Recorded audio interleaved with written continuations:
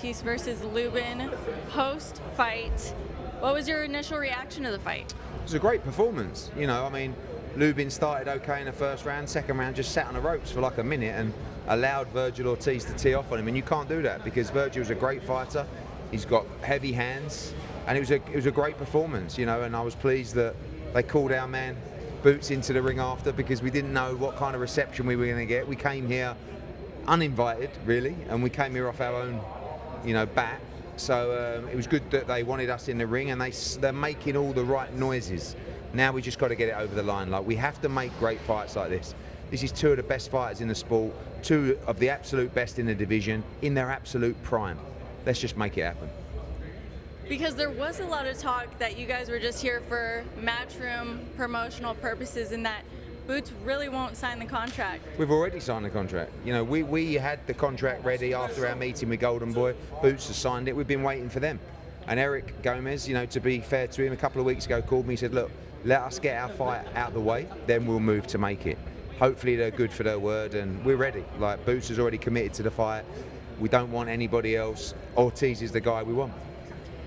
And as a promoter, where would you want that fight to take place? I mean, both guys can sell out their respective arenas for a fight like that. Boots would do 20,000 in Philly.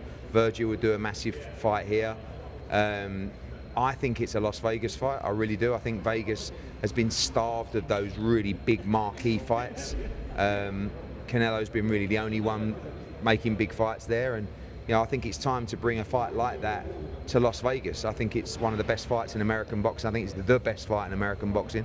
So for me, Vegas would be the right choice. Now you have a big fight coming up, Benn versus Eubank. Tell us a little bit about that. What can fight fans expect? 7 days away. I mean, last time was one of the best fights we've ever seen in British boxing. 70,000 people again next Saturday outdoors. It's just going to be another epic fight. Great undercard as well. Ring Magazine event. And you've got two back-to-back Ring Magazine events.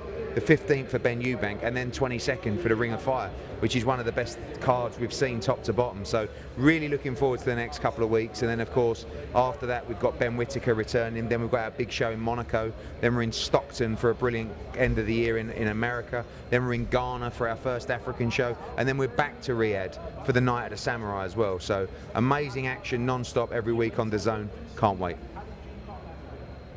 Now, let's say after Conor versus Eubank, can you see yourself grabbing a cup of tea with Eubank after this fight? No, probably not. I would, but it's just got something bad for me. Like, it's like he's fighting me rather than Conor. I don't, honestly, like, I would pleasantly have a cup of tea with him after, because I respect what the guy does in the ring. Last time, listen, it was tough going, but I won't allow people to lie and make up, you know, defamatory comments about me and our company, because we have a reputation in boxing that is extremely solid and built over 40 years.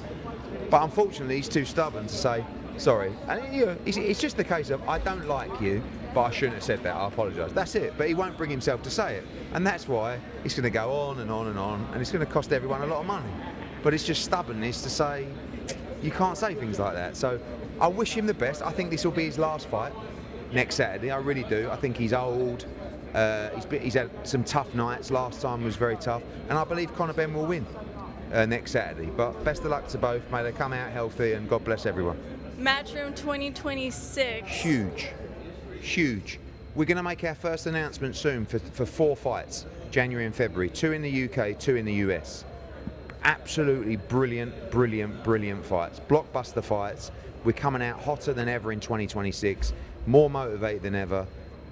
Fight fans, get ready for an explosion of boxing, and we can't wait to see you in the new year. But first, we've got business to deal with for 2025, and we'll see you soon.